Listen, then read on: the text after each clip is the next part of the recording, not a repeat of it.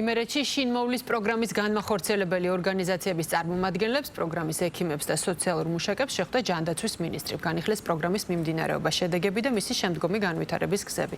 მიზანია გაუმჯობესდეს მოსარგებლეთა ცხოვრების ხარისხი, თავიდან იქნეს აცილებული მათი ჰოსპიტალიზაცია და სახელმწიფო ზრუნვაში გადასვლა.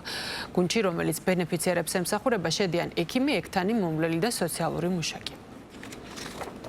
განსაკუთრებულად დასაფასებელია საზოგადოებაში ამ ადამიანების ღვაწლი, რომელიც ყოველდღიურად უშუალოდ არიან მიმწოდებლები იმ სერვისისა, რომელიც გულისხმობს სოციალურად შეჭირვებული ადამიანებისთვის სოციალური საჭიროებების დაკმაყოფილებას.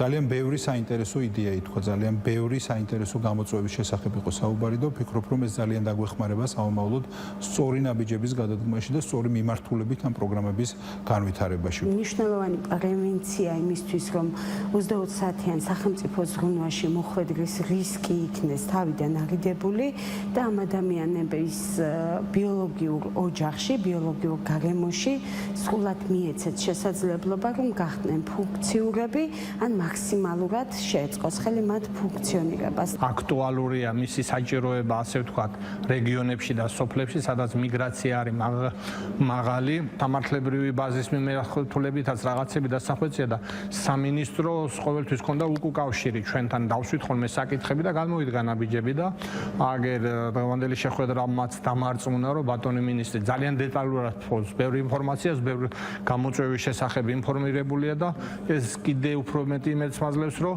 თუ რამე გამოწვევები არსებობს კიდე, გინ სამართლებრივი, გინ პრაქტიკული მიმართულებით, ყველაფერი აღმოიფხრება.